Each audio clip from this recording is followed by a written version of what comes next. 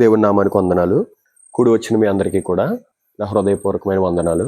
సువార్త చేస్తూ సేవ చెయ్యవచ్చా? ఈ ప్రశ్న అనేది ఉద్యోగం చేస్తూ సేవ చెయ్యొచ్చా అంటే కొన్ని రెఫరెన్సులు చూపిస్తారు. కొన్ని రెఫరెన్సులు చూపించి ఉద్యోగం చేస్తూ సేవ చేయకూడదు అంటారు. ఏ మాటల్ని ఆధారం చేసుకుని వాళ్ళు ఉద్యోగం చేస్తూ సేవ చేయకూడదు అంటారంటే చూడండి, మార్కు సువార్త 1వ అధ్యాయము 16వ వచనం. ఆయన గలిలయ సముద్ర తీరమున వెళ్ళుచుండగా సీమోను సహోదరుడు ఆంద్రేయ సముద్రములో వలలు వేయుట చూచెను. వారు జాలరులు. యేసు, నా వెంబడి రండి, నేను మిమ్మును మనుషులను పట్టు జాలరులుగా చేసేదనని వారితో చెప్పెను.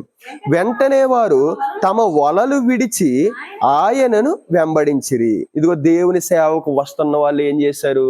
యేసుక్రీస్తు ప్రభు నన్ను వెంబడించండి అంటే అప్పుడే వలలు అనేది విడిచిపెట్టేశారు. ఇప్పుడు మనము మన యొక్క వృత్తిని విడిచిపెట్టలేకపోతే మనం శిష్యులుగా ఎలాగ అనిపించుకోగలం అంటారు. ఇంకోటి మత్తయ్య గారి కోసం కూడా ఉంటుంది చూడండి. మత్తయి సువార్త 9వ అధ్యాయం అనుకుంటా. మత్తయి 9:9.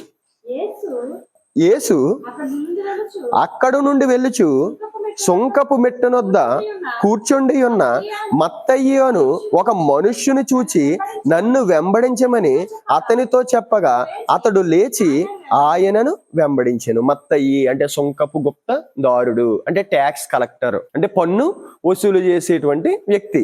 ఈ వ్యక్తిని కూడా మెట్టు అంటే ఒక ఇంటి దగ్గర మెట్టు మీద కూర్చుని ఉన్నాడంట.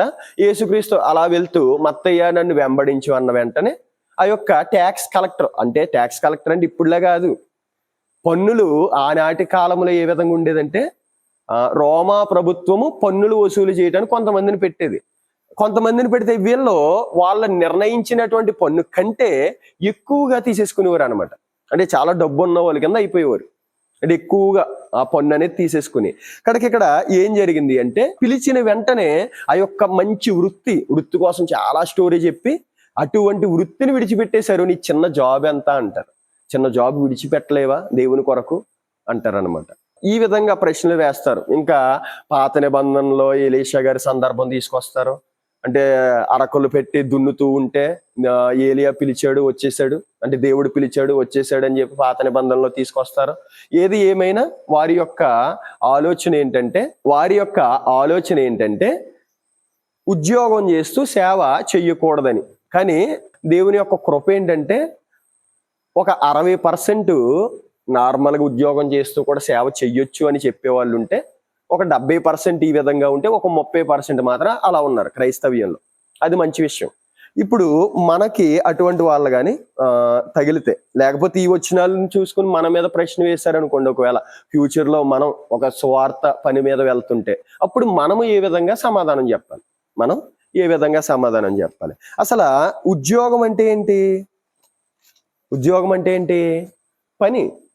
ఉద్యోగం అంటే ఏంటి? పని. అంటే ఉద్యోగం టై సూటు ఇదే కాదు. ఉద్యోగం అంటే ఏంటి?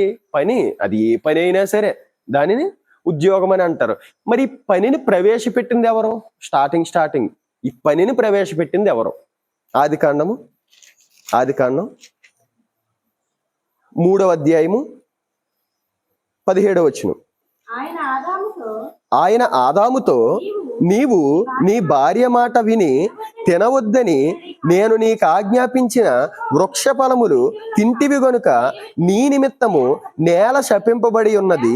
ప్రయాసముతోను నీవు బ్రతుకు దినములన్నీ దాని పంట తిందువు. అది ముండ్ల తొప్పలను గచ్చమలను నీకు మొలిపించును. పొలములోని పంట తిందువు. నీవు నేలకు తిరిగి నీ ముఖపు చెమట కార్చి ఆహారము తిందువు. చాలమ్మ. ఇక్కడ ఏం చెబుతున్నాడు ఆయన ఏం చెబుతున్నాడు అంటే నీవు నీ జీవిత కాలం అంతా కూడా ప్రయాసపడి, అంటే పని చేసి నీ యొక్క ఆహారాన్ని నువ్వు సంపాదించుకుని తింటావని చెబుతున్నాడు. అంటే పనిని ప్రవేశపెట్టిందే ఎవరు? దేవుడు. అనాది కాలంలో స్టార్టింగ్లోనే ఒక పనిని ప్రవేశపెట్టాడు ఆయన. అంటే ఒక ఉద్యోగం, ఒక పని, ఒక ఉద్యోగం. ఒకవేళ జాబ్ చేసే వాళ్ళకి, అంటే చదువుకున్న వాళ్ళకైతే దాన్ని ఉద్యోగం అని అంటారు. నార్మల్గా మనలాంటి వాళ్ళు అయితే పని అంటారు. ఏదైనా ఒకటే. ఇప్పుడు మనం కొన్ని వచనాలనే గనక బైబిల్లో నుండి గనక చూసినట్లయితే, ఇప్పుడు ఎవరైతే వలలు విడిచిపెట్టారో వాళ్ళు నిజంగా వలలు అందుకే విడిచిపెట్టారా? అందుకే విడిచిపెట్టారా? అంటే సువార్త పనిలో నేను హతసాక్షిగా అయిపోవాలి అనే వాళ్ళు వలలు విడిచిపెట్టారా? ఎందుకు విడిచిపెట్టారు? చూడండి మత్తయి సువార్త 19:24 ఇదిగాక ధనవంతుడు పరలోక రాజ్యములో ప్రవేశించుట కంటే సూది బెజ్జములో ఒంటె దూరుట సులభమని మీతో చెప్పుచున్నాను. శిష్యులు ఈ మాట విని మిక్కిలి ఆశ్చర్యపడి, అలాగైతే ఎవడు రక్షణ పొందగలడని అడుగగా, యేసు వారిని చూచి, ఇది మనుషులకు అసాధ్యమే గాని దేవునికి సమస్తము సాధ్యమని చెప్పాను. పేతురు, ఇదిగో మేము సమస్తమును విడిచిపెట్టి నిన్ను వెంబడించితిమి గనుక మాకేమి దొరుకునని ఆయనను అడుగగా. చూడండి 27వ వచనంలో పేతురు ఏమంటున్నాడు? ఆ పైన జరిగినటువంటి సందర్భం ఏంటి? పైన జరిగినటువంటి సందర్భం, ఒక యవ్వనస్తుడు వస్తాడు, నేను నిత్య జీవానికి వెళ్ళాలంటే ఏం చెయ్యాలి అని అడుగుతాడు. అడిగిన తర్వాత యేసుక్రీస్తు ప్రభులు వారు ఏమంటారు? నీకు మంచి పనులు చేస్తున్నావా? ఇవన్నీ చెబితే నేను అన్నీ చేస్తున్నాను అంటాడు. మరి నువ్వు నీ ఆస్తి అమ్మి బీదలకు ఇచ్చే అంటాడు. అప్పుడు వెంటనే ఆ యవ్వనస్తుడు వ్యసన పడిపోయి వెళ్ళిపోతాడు. అప్పుడు యేసుక్రీస్తు ప్రభువుల వారు ఏమంటారు? ఇదిగో సూది బెజ్జములో ఉంటే దూరట కంటే అది సులభం గాని ధనవంతుడు పరలోక రాజ్యంలో ప్రవేశించుట దుర్లభం అని చెబుతారు. ఇది విని మిక్కిలి ఆశ్చర్యపడిపోయారు, షాక్ లో ఉన్నారు. ఎవరో వెంబడించిన శిష్యులు ఒక షాక్ లో ఉన్నారనమాట. షాక్ లో ఉండిన తర్వాత దుడుకు పేతురు అంటారు కదా, ఆత్రం ఆగదు. ఎవరికి? పేతురు గారికి ఆత్రం ఆగక ఆయన ఏమంటారో చూడండి. వీళ్ళేమో ఇండైరెక్ట్ గా అడుగుతున్నారు. ఎవరో శిష్యులు ఈ మాట విని మిక్కిలి ఆశ్చర్యపడి, అలాగైతే ఎవడు రక్షణ పొందగలడని. అంటే వారి మనసులో ఉన్నది అదైనప్పటికి కూడా ఇండైరెక్ట్ గా అడుగుతున్నారు. ఇండైరెక్ట్ గా అడుగుతుంటే యేసు వారిని చూచి, ఇది మనుషులకు అసాధ్యమే గాని దేవునికి సమస్తము సాధ్యం అని చెప్పాను. అప్పుడు పేతురు గారు అడుగుతున్నారు చూడండి. పేతురు, ఇదిగో మేము సమస్తమును విడిచిపెట్టి నిన్ను వెంబడించితిము గనుక మాకేమి దొరుకునని ఆయనను అడిగాను. సమస్తము విడిచిపెట్టేసి నీ వెంబడొచ్చాం. ఎందుకు వచ్చాం? ఏదో దొరుకుతుంది, ఏదో ఆస్తి సంపాదించుకుందో. ఈయనకి బాగా పేరుంది, ఎవరు పడితే వాళ్ళు స్వస్థతలు చేసేస్తున్నాడు ఈయన. మొత్తం ఎక్కడికి పడితే అక్కడికి ఈయనకి ఫాలోయింగ్ పెరిగిపోయింది. ఈయన శిష్యులంటే వీళ్ళకే ఫాలోయింగ్ వచ్చేసింది. అటువంటిలో మంచి హై రేంజ్ లోకి వెళ్ళిపోవాలి అనేటువంటి ఉద్దేశంతో స్టార్టింగ్ అనేది వచ్చారు. ఆ తర్వాత ఏమైంది? మాకు ఏమి దొరుకును అంటున్నాడు. అంటే వీళ్ళు వెంబడించింది ఎందుకు వెంబడించారు? ఒక మంచి హోదా అనేది వస్తుంది అని, తినటానికి లోటు ఉండదు అని. ఆయనతో ఉంటే ఒక ప్లేట్లో 2 చేపలు 5 రొట్టెలు అయినా సరే 5,000 మందికి పనిచేస్తాడు. ఇలాగా వచ్చినటువంటి పరిస్థితి. ఇప్పుడు ఇదే వలలు విడిచిపెట్టారు కదా, ఇదే వలలు విడిచిపెట్టిన వాళ్ళు ఇదే వలలతోటి వేటకు వెళ్తారు. చూడండి యోహాను సువార్త 21:3 చూడండి. యోహాను సువార్త 21:3. సీమోను పేతురు, నేను చేపలు పట్టబోవుదనని వారితో అనగా, వారు మేమును నీతో కూడా వచ్చేదమనిరి. చాలమ్మా. అప్పుడు ఆయన దోనె కుడిపక్కకు వలవేయడి. అంటే ఇక్కడ కూడా చూడండి, అంటే సీమోను పేతురు నేను చేపలు పట్టబోవుదనని వారితో అనగా, వారు మేమును నీతో కూడా వచ్చేదమనిరి. అంటే వీళ్ళ తర్వాత యేసుక్రీస్తు చనిపోయిన తర్వాత మరలా ఎక్కడికి వెళ్తున్నారు? చేపలు పట్టడానికి. ఏదైతే వలలను విడిచిపెట్టేశారో అదే వలలు పట్టుకుని వెళ్ళిపోతున్నారు. అంటే అక్కడ మనకి సందర్భం అర్థం కావాలి, ఆ యొక్క భావం అర్థం కావాలి. ఇప్పుడు అదే వలలు పట్టుకుని వెళ్ళిపోతే మిగిలిన వాళ్ళందరూ కూడా వెళ్ళిపోతున్నారు. వెళ్ళిపోయిన తర్వాత కూడా ఆ కింద వచ్చిన వాళ్ళు యేసుక్రీస్తు ప్రభులు వారు ఏం చేస్తారో వారికి కనిపించి, మీరు కుడిపక్కన వల వేయండి అంటారు. కుడిపక్కన వల వేయండి అని చెబుతాడు. వల ఎందుకు వేస్తున్నారు మీరు అని యేసుక్రీస్తు అడగలేదు. వీళ్ళు కూడా ఏం చెబుతున్నారు? వలలు వేయటానికే వెళ్ళిపోయారు. అంటే ఈయన వెంబడించింది ఎందుకు వెంబడించారు? వారి యొక్క ఆలోచనలు ఒకప్పుడు వేరు. ఒకప్పుడు దేవునిని అప్పుడప్పుడే తెలుసుకుంటున్నప్పుడు ఆలోచనలు వేరుగానే ఉంటాయి. విశ్వాస జీవితంలో మనమైనా సరే దేవుణ్ణి అప్పుడప్పుడే తెలుసుకుంటున్నప్పుడు మన ఆలోచనలు ఎలా ఉంటాయంటే, దేవుడు నాకు ఆరోగ్యం ఇవ్వాలి, దేవుడు నాకు మంచి ఉద్యోగం ఇవ్వాలి, నా పిల్లలకి మంచి చదువునివ్వాలి, లేకపోతే నా కుమారుడికి మంచి ఉద్యోగం ఇవ్వాలి, లేకపోతే మా అమ్మాయికి మంచిగా పెళ్లి చేయాలి, ఈ విధమైనటువంటి ఆలోచనలతోనే స్టార్టింగ్ ఈ విధమైనటువంటి ఆలోచనలతో వస్తారు. కానీ తర్వాత మారాలి. వీళ్ళు కూడా స్టార్టింగ్ ఆలోచనలు బాగాలే, కానీ ఎప్పుడైతే మేడగది అనుభవం పరిశుద్ధాత్మ దేవుడు వారిలోనికి ప్రవేశించాడో ఇంక అప్పటి నుండి మారిపోయింది, మొత్తం కూడా మారిపోయింది. ఇప్పుడు వీళ్ళు ఏం చేశారు, మరలా వలలు వేస్తున్నారు. ఇప్పుడు కొన్ని సందర్భాలను కనుక మనం చూస్తే అపోస్తుడైనటువంటి పౌలు గారి కోసం మనం చూద్దాం. అపోస్తుడైనటువంటి పౌలు గారు అపోస్తుల కార్యాలు 18వ అధ్యాయము 2వ వచనం చూడండి. అపోస్తుల కార్యాలు 18వ అధ్యాయము 2వ వచనం. యూదులందరూ రోమా విడిచి వెళ్ళిపోవాలని క్లౌదియ చక్రవర్తి ఆజ్ఞాపించినందున వారు ఇటలీ నుండి క్రొత్తగా వచ్చిన వారు వృత్తికి డేరాలు కుట్టువారు. పౌలు అదే వృత్తి గలవాడు గనుక వారితో కాపురముండెను. వారు కలిసి పని చేయుచుండిరి. పౌలు గారు ఏం చేస్తున్నారంట, ఏంటి ఇన్ని పత్రికలు రాసిన ఆయన డేరాలు కుట్టుకుంటూ పని చేస్తున్నాడంట. వాళ్ళతో వచ్చిన వాళ్ళు కూడా సువార్థికులే, వాళ్ళు కూడా ఏం చేస్తున్నారు, వాళ్ళందరూ కలిసి పనులు చేసుకుంటూ డేరాలు కుట్టుకుంటున్నారు అనమాట. ఇంకో మాట చూద్దాం. ఇంకో మాట మనం చూస్తే అదే అపోస్తుల కార్యాలు 20:33. ఎవని వెండినైనను బంగారమునైనను వస్త్రములనైనను నేను ఆశింపలేదు. నా అవసరముల నిమిత్తమును నాతో ఉన్నవారి నిమిత్తము ఈ నా చేతులు కష్టపడినవని మీకే తెలియను. చూడండి, అంటే ఎఫెసీ సంఘంతో ఆయన చెబుతూ ఏం చెబుతున్నాడు, నేను ఎవని వెండినైనను బంగారమునైనను వస్త్రమునైనను నేను ఆశింపలేదు. నా అవసరముల నిమిత్తము నాతో ఉన్నవారి నిమిత్తము ఈ నా చేతులు కష్టపడినవి. దెస్సలోనిక రాసిన పత్రిక చూద్దాం. 2వ దెస్సలోనిక 3వ అధ్యాయము 7వ వచనం చూడండి. ఎలాగు మమ్మును పోలి నడుచుకొనవలెనో మీకే తెలియను. మేము మీ మధ్యను అక్రమముగా నడుచుకొనలేదు, ఎవని యొద్దను ఉచితముగా ఆహారము పుచ్చుకొనలేదు. మేము మీలో ఎవనికిని భారముగా ఉండకూడదని ప్రయాసముతోను కష్టముతోను రాత్రింబగళ్ళు పని చేయుచు జీవనము చేసితిమి.